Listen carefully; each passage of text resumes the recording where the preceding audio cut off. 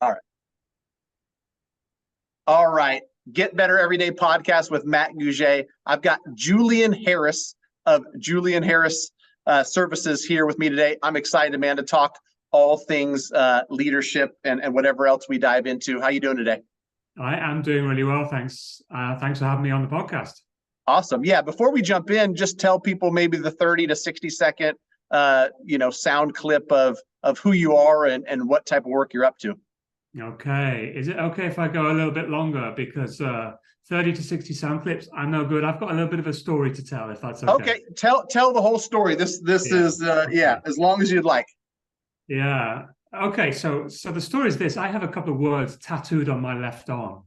They're two Hebrew words, and they say Tikkun Olam, which literally means repairing the world. And if you think about the world, the state of the world right now, that's kind of a nice philosophy to have. I'm not a religious guy, but I'm a spiritual guy, and there are lots of different interpretations of those two words, Tikkun Olam. And the one I like comes from kind of Jewish mysticism. And this is the story. So when God was creating the world, the universe, what he decided to do was pour his divine light into a specially prepared vessel. But unfortunately, in the process of doing that, the vessel broke, and shards of the vessel and the divine light spread across all of creation. And the story goes, it's our job to try and collect all this together, bring it all back together so that the work of creation will be finished. And that's like repairing the world. And I like that story because that's kind of what I do. It's helping people see the divine within, the gifts that are unique to them, because often they can't see them for themselves, right? And so helping them see that, and then really kind of lighting a fire under them so they're able to become the best versions of themselves. So that's the story, and that's kind of the work I do in the context of business and leadership. Yeah, I love that, and I'd love to dig in on business and leadership specifically because I feel like I'm in a transitionary period in my own personal career where for the last decade I've operated in originating mortgages, and I think for the next decade I'm going to operate more in a leadership role, helping others, originating mortgages and with our mortgage business. So tell us a little bit about how, I love how you phrased it, and I don't know if I'll do it justice, helping people see for themselves, I guess, their own gifts. And I relate this to, I do it a lot less in business, and I do it through coaching kids, right? Like Sure. help a kid see his potential. Like, you know what, bud? Like you're really fast, right? And you can be a great asset to this basketball team using that great speed you got. Then you give them a little bit of confidence, and so they play a little bit better, and then they see results from the confidence, and I think it snowballs. It probably relates to how grown adults behave in the business world. What can you tell us about what you've seen in the business world, how it relates to that? Yeah, I love that story, and I take a lot from the world of sports. Elite sport, not necessarily grassroots sport, but sometimes there's very little difference between the two. I think there's some incredible lessons that we can take from the world of sport. And the way we operate as human beings, whether it's in leadership or not, we have our gifts at our center, right? And we often don't see them because we get lost in what's going on up there between the ears. Because the way we operate as human beings, we are constantly thinking. And often we get lost in our thinking. We think that our thoughts are the truth. And that thinking often obscures those gifts. It's like the metaphor I use, it's like the clouds obscuring the moon. The clouds are our thinking. And all day, every day, we're all 8 billion of us, all operate the same way. We're all lost in our thinking. And often our thinking is the thing that is obscuring who and what we truly are, and that's the source of our gift. It's the source of our wisdom and our creativity and our connectedness and our love. And in terms of just thinking about leadership now, generally, most people think that the answer to leadership is out there somewhere. It's in a book, it's in a podcast, it's in a TED talk. But in order to be the best possible leader that you can be, Matt, then you have to be the best possible version of yourself. And that comes from in here. The answers are all in here. They're not out there somewhere. But the answers to the questions you have are probably obscured by all that thinking you've got about leadership. Right. So how do you stop all the noise, right? And you know, with your metaphor, you know, you quiet the noise and be able to see a little bit more clearly on things. How do you help people with that? Yeah, I don't. So it's a great question. I don't think you can stop the noise, right? But you can recognize that it's happening. Okay, so there will be moments in everybody's day, and for those people that are listening or watching this, this may resonate. You know, if you're walking in the forest, walking in the woods, or you're walking by the ocean, or you're having a shower maybe in the morning, and suddenly an insight comes to you. That's an example of creating the environment for yourself where that insight, that wisdom, that creativity comes through. And then beyond that, it's understanding what judgments am I making about myself? What judgments am I making about other people? What judgments am I making about the way the world works? We all judge all the time. That's part of our thinking is judging. And if you, forgive the pun, if you stop to think about your thinking, you will realize how much you're judging yourself and others and all the time. Yeah. If you do this experiment, next time you're out in the street and you're walking towards people in a shopping mall, wherever it might be, without even subconsciously, the people that are coming towards you, you're labeling them, you're judging them. And that's what we do. Yeah, it's a true story. I think that we're probably all guilty of that, and it's hardwired in us and it's subconscious. I just had a moment of clarity as you were talking about, getting moments of clarity, that running for me is when I have those moments. And the other day I was talking at a dinner and I was congratulating somebody from the family who just passed the bar. And I said, I was thinking while I was running, and in my head, I realized I've said that phrase so many times where I bring something up, moment of clarity or whatever you want to call it. And it starts with, I was running and a thought came to me. I was running and I had this idea. I was running. And so I'm sure you see it working with leaders. You mentioned walking by the beach or taking a shower. Are there any intentional ways, like the practice of yoga or something that people can implement if they don't have something, or if I'm like, hey, I don't want to go run 6 miles a day just so I can get my brain clear. What are some intentional ways to have those moments? Yeah, so the intentionality doesn't necessarily come from the thing that you're doing, if it's running or yoga or meditation. These are all great things. The intentionality comes from carving time out in your schedule for those moments of quiet. So you have to create the environment, and so many of the people I talk to and work with, they're back to back. They've got back-to-back meetings all day, every day.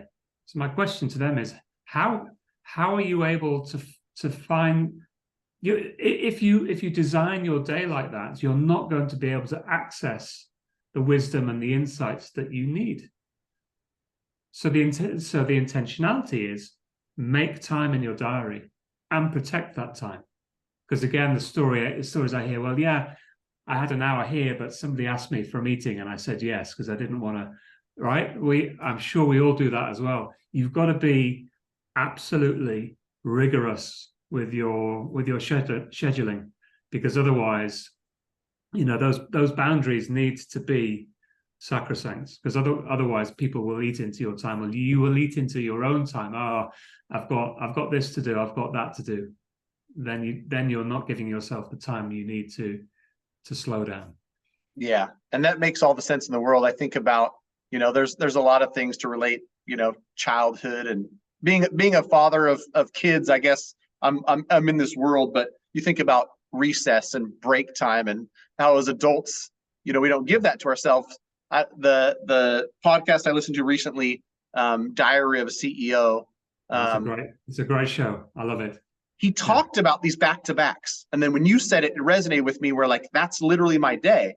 And he talked about scheduling in 30 minutes to breathe and eat lunch. Yeah. And I think that's something that, as an actionable item, I can take from his podcast, others listening can take, that it's not only, necessary and useful, but it's something that will help you. Like, I want to cram as much as I can into 9 hours, get as much done so I can get better every day. Part of getting better every day might be a block of an hour where you walk, get some sunlight, get some clarity. So one of my clients, after working with me for a few weeks, he decided, like, Monday morning for 2-3 hours, he blocked that out in his calendar. He called it white space. For him, that was thinking time. And what he was able to create by slowing down and allowing himself, giving himself permission to have that time to think, to strategize, to get creative. What that gave him was kind of exponentially more than if he'd used that 2 or 3 hours to do emails or whatever it would, whatever else he was usually doing with it. Right. Yeah. Maybe I'm getting older and wiser in my 40s. I feel like, when people say stuff like work smarter, not harder, there's actually some truth to just white knuckle, work as hard as I can, grind as hard as I can. Might not be the best way. Might not be the healthiest way either to operate in a lot of businesses. I saw something that you had spoke about, the inside our paradigm. What can you tell me about that, or expand on that? So the inside out paradigm. That's right. That's right. So this is, I find this so interesting. So again, this kind of links back to what I was saying about our thinking. When we go through our normal day, we are impacted by stuff that's happening out there, conversations we're having, a traffic jam might, we might be delayed for work. And all of these things, the misunderstanding is that all of these things are affecting our emotions. We have an argument with our partner, with our spouse, for example, and we get angry or we get sad or whatever, and we point the finger of blame at the argument or what was said in the argument, or whatever it might be. Coming back to the traffic, we got an important meeting, we're stuck in traffic, and we get stressed because we think we might miss the meeting, and we point the finger of blame at the traffic jam, for example. That's an outside in way of looking at the world. It's the outside events that are affecting the way we feel. But actually what's happening, the reality is, the paradigm is, it's inside out. Our emotions are dictated by what we're thinking, always. That's the way human beings are wired. So the stress is coming not from the traffic jam, the stress is coming from what we're thinking, or the fact that our thoughts are going 1,000 miles an hour. That's the thing that's stressing us out. Or the upset, the anger that we're feeling because of the argument is not because of the argument, it's because of what we're thinking about the argument. So the reality of the human experience is the wrong way around. Most people think it's outside in, it's actually inside out. How do we fix that? How do we?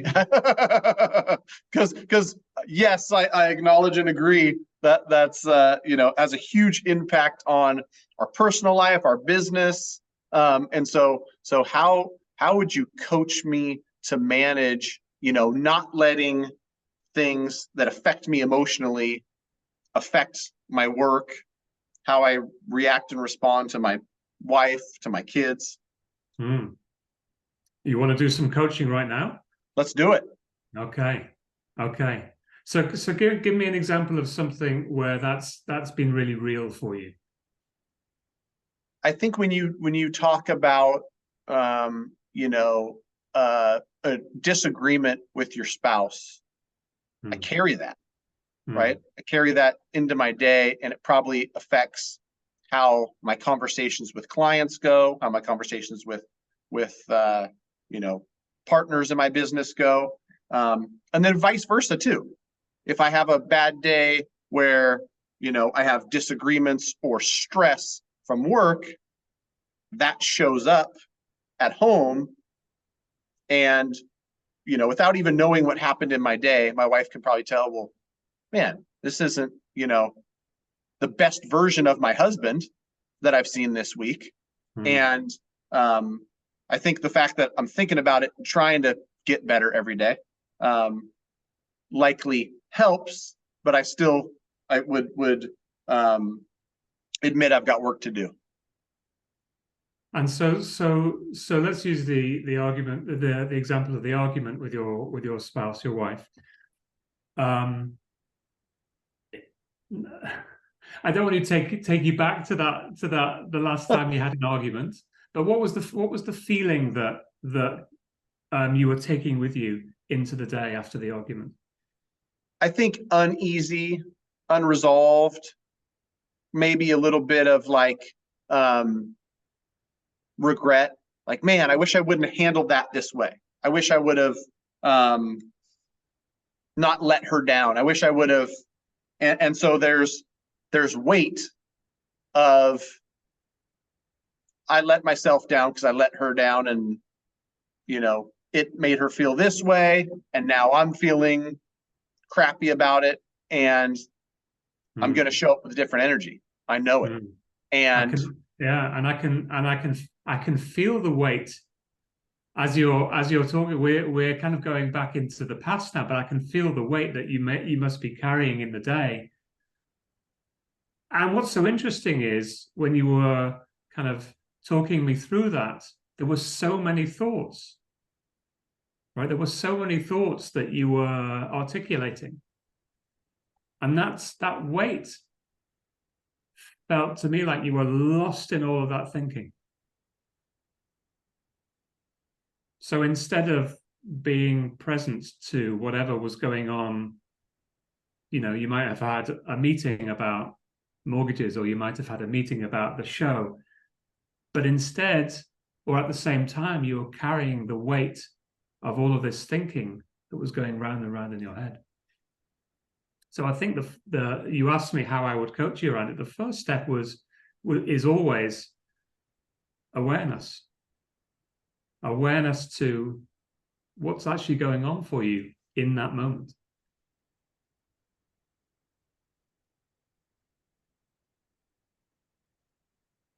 Yeah, just being aware of the thoughts that are passing through my head. Yeah, that's right. And we all fall into the trap of believing often that those thoughts are true. Sometimes they're not. Most times they're not. Yeah, that's been an interesting conversation that I've had, where you assume much worse than what reality truly is. That's right. Yeah. That's right. So I can recognize the thoughts, recognize that they're bothering me.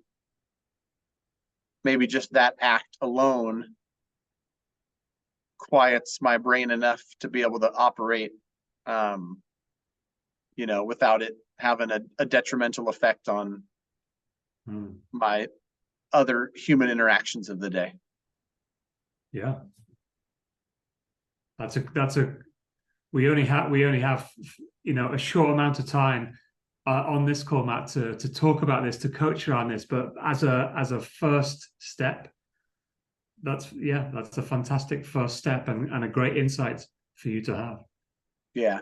I guess too, like what comes to mind for me, whether it's, I got upset with my 14-year-old and I wish I would have done this different. When I bring those thoughts into my day and I recognize it, I think there's still a bit of uneasiness or anxiety around it's unfinished. Mm-hmm. And so how do you or how would you coach me to say, like, you've got to realize that that's not going to resolve right now. It's going to be resolved later with a conversation or whatever it is, so that it doesn't continue to swirl in my brain. You've given yourself the answer. Maybe right? I am older and wiser. That is the answer, right? We hear it all the time in business and in life. You can only control what you can control. And your 14-year-old, I'm assuming, is at school or whatever. And so there's going to be a number of hours between when the argument finished and when you can next speak to her. And you cannot do anything about it. So you have to let it go. It's easier said than done. Yeah. Yeah. But you've got to let it go. You know what you need to do. So that should give you some comfort that when you get back home, then you can do what you need to do. But until then, you've just got to kind of surrender to the fact that you left it unresolved. And that's okay. I like it.